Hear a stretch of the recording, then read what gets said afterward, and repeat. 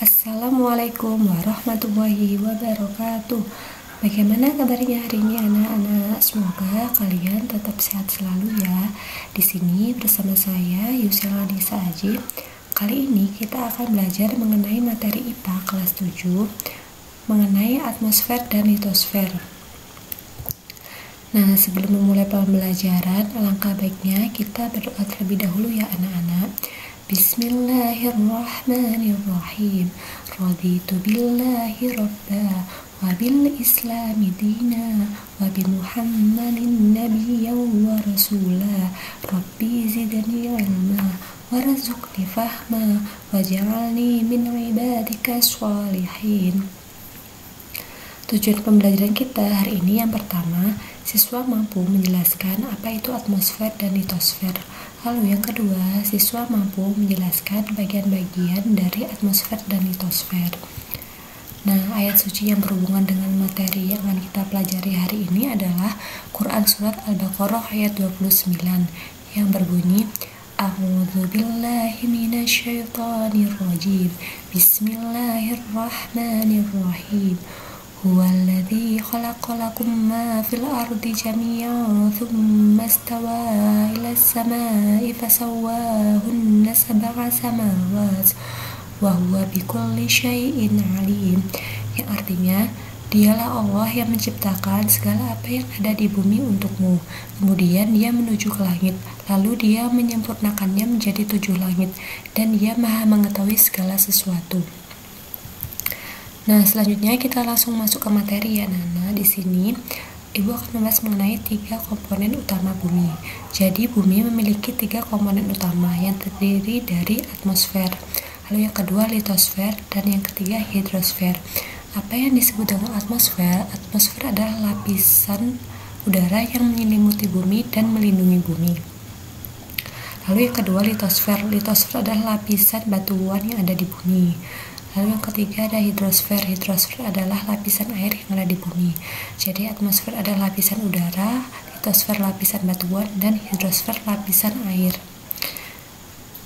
Nah, selanjutnya atmosfer. Atmosfer tadi berasal dari 2 kata Yunani, yaitu atmos yang berarti uap dan sphaira yang berarti lapisan.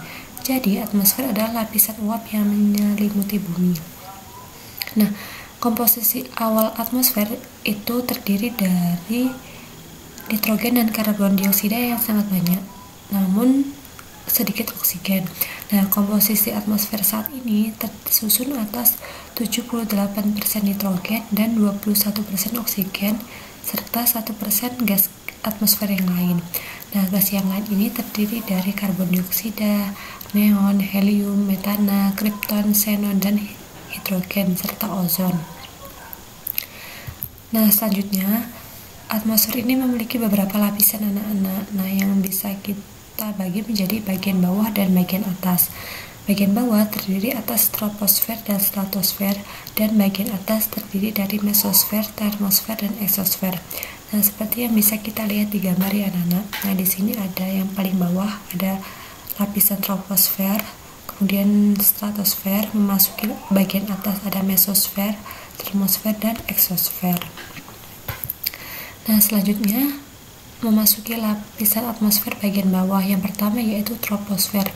Nah, pada lapisan ini adalah tempat sebagian besar aktivitas makhluk hidup di bumi. Jadi, sebagian besar aktivitas makhluk hidup ini terjadi pada lapisan troposfer. Nah, lapisan troposfer adalah lapisan atmosfer yang ada di bagian paling bawah ya anak-anak. Kemudian ketinggian lapisan ini adalah 0 hingga 10 km di atas permukaan air laut. Kemudian pada lapisan ini terdiri dari 75% gas-gas atmosfer.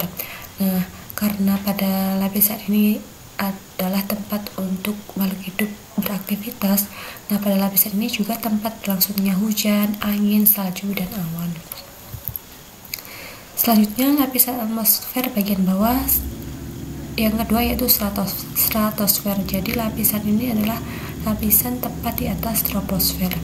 Nah, lapisan stratosfer ini memiliki ketinggian antara 10 hingga 50 km di atas permukaan air laut. Kemudian pada lapisan ini itu memiliki sedikit awan, namun tidak ada aktivitas cuaca, sehingga pada lapisan ini sangat cocok anak-anak untuk dilakukan penerbangan atau tempat berlangsungnya pesawat terbang, seperti itu. Lalu selanjutnya, sebagian besar stratosfer terdiri atas gas-gas ozon. Selanjutnya, lapisan atmosfer bagian atas. Yang pertama yaitu mesosfer.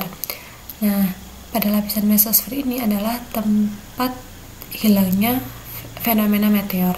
Nah, dapat kita ketahui ya anak-anak, fenomena meteor ini seolah-olah kan akan menuju bumi. Nah, namun meteor sebelum menuju bumi akan terbakar terlebih dahulu pada lapisan mesosfer. Nah, inilah yang mengakibatkan meteor itu tidak jadi turun ke bumi karena terbakar pada lapisan mesosfer. Nah, mesosfer ini terletak pada ketinggian 50 hingga 85 km di atas permukaan air laut. Nah, pada lapisan ini juga lapisan yang melindungi bumi dari benda-benda di luar angkasa. Selanjutnya, lapisan bagian atas selanjutnya yaitu termosfer. Nah, pada lapisan termosfer ini memiliki ketinggian antara 85 hingga 500 km di atas permukaan air laut. Kemudian, sesuai dengan namanya, suhu pada lapisan ini sangat panas anak-anak hingga mencapai 1982 Celcius. Kemudian, lapisan ini berfungsi sebagai pelindung bumi dari radiasi ultraviolet. Selanjutnya, lapisan atmosfer bagian atas, eksosfer. Nah, lapisan ini memiliki ketinggian antara lebih dari 500 km di atas permukaan air laut. Nah, pada lapisan ini adalah tempat untuk satelit mengorbit. Kemudian, kandungan utama dari eksosfer adalah gas-gas hidrogen. Nah, gaya tekanan udara pada lapisan ini sangat rendah, sehingga satelit yang mengorbit pada lapisan ini tidak dapat bergerak bebas, anak-anak. Selanjutnya, tekanan udara di atmosfer. Nah, tekanan udara di atmosfer ini akan semakin berkurang seiring dengan bertambahnya ketinggian atmosfer. Jadi, semakin tinggi lapisan atmosfer akan mempengaruhi besarnya tekanan udara, yaitu akan berkurangnya tekanan udara. Jadi, semakin tinggi ketinggiannya akan semakin mengurangi tekanan udaranya. Kemudian, suhu di atmosfer. Nah, suhu di atmosfer ini akan berbeda-beda anak-anak tergantung pada lapisannya. Jadi, tiap lapisan memiliki suhu yang berbeda-beda. Nah, yang pertama pada lapisan paling bawah, yaitu lapisan troposfer, memiliki suhu antara minus 52 hingga 17 derajat Celcius. Kemudian, lapisan stratosfer memiliki suhu lebih tinggi seiring dengan bertambahnya ketinggian. Jadi, semakin tinggi kedudukan pada lapisan stratosfer akan diimbangi dengan suhu yang lebih tinggi juga. Nah, hal ini disebabkan oleh adanya gas ozon anak-anak. Selanjutnya, lapisan mesosfer memiliki suhu yang semakin rendah seiring bertambahnya ketinggian. Hal ini disebabkan molekul gas yang sulit menyerap energi matahari. Jadi ini kebalikannya pada lapisan stratosfer ya anak-anak. Nah, kalau mesosfer itu dia semakin tinggi, suhunya semakin rendah. Kemudian pada lapisan termosfer dan eksosfer memiliki jumlah molekul sedikit, namun efektif dalam menyerap energi matahari. Nah, akibatnya pada lapisan ini semakin tinggi kedudukannya, semakin besar pula suhunya. Selanjutnya yaitu litosfer. Nah, litosfer sendiri adalah lapisan batuan yang ada di bumi. Nah, litosfer memiliki beberapa struktur atau penyusun, yaitu ada lempeng, kemudian ada kerak, mantel, dan inti. Jadi litosfer itu lapisan batuan yang mengandung atau disusun atas lempeng, kerak, mantel, dan inti. Kemudian teori tektonik lempeng. Nah, teori tektonik lempeng ini yang pertama dikemukakan oleh Alfred Wegener yang mengemukakan teori pergerakan benua atau benua di bumi ini seperti puzzle. Nah, ini dibuktikan dengan beberapa bukti anak-anak. Yang pertama, benua itu menyatu membentuk daratan yang sangat luas, kemudian dapat terpisah dan bergerak menjauh secara perlahan. Nah, juga dibuktikan yang kedua yaitu dengan penemuan fosil di beberapa benua. Lalu yang ketiga, kesamaan struktur batuan di beberapa benua yang sudah terpisah tadi, seperti itu. Lalu yang kedua, Harry Hess pada tahun 1960 mengemukakan pergerakan dasar laut. Nah, ini pada teori ini menjelaskan bagaimana proses terbentuknya lembah maupun gunung bawah laut. Selanjutnya, teori tektonik lempeng ini dikemukakan sekitar tahun 1960. Teori ini menyatakan lempeng tersusun atas gerak dan bagian atas mantel bumi. Jadi, teori tektonik lempeng menyatakan bahwa lempeng itu tersusun atas gerak dan bagian atas mantel bumi. Selanjutnya, jenis-jenis pergerakan lempeng. Jadi, lempeng juga bergerak, anak-anak. Nah, di sini ada beberapa jenisnya. Nah, di sini yang pertama, apabila dua lempeng bergerak saling menjauh. Nah, lempeng tersebut bersifat divergen atau akan mengalami patahan atau retakan.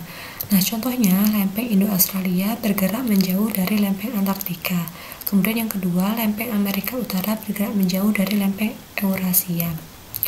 Nah, ini seperti ini gambarnya, anak. Jadi ketika lempeng itu saling menjauh, dia akan menimbulkan patahan atau retakan.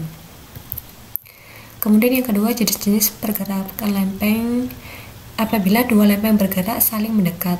Yang tadi kan saling menjauh, kalau ini saling mendekat. Nah, lempeng tersebut bersifat konvergen atau akan terjadi tabrakan. Nah, contohnya pada lempeng Indo-Australia dengan lempeng Filipina dan lempeng Indo-Australia dengan lempeng Eurasia. Nah, selanjutnya tugas harian siswa. Yang pertama, kalian diminta untuk menjawab soal yang sudah Ibu sediakan. Kemudian kalian akan Ibu minta untuk menggambarkan 3 komponen utama bumi. Nanti kalian jawab dan kalian kumpulkan melalui Google Classroom. Tenggatnya hari Sabtu jam 9 pagi. Ibu harap tidak ada yang terlambat untuk mengumpulkan ya, anak-anak. Sekiranya cukup pembelajaran kita pada hari ini. Mari kita tutup dengan bacaan hamdalah. Alhamdulillahirrabbilalamin. Sekian dari saya. Wassalamualaikum warahmatullahi wabarakatuh.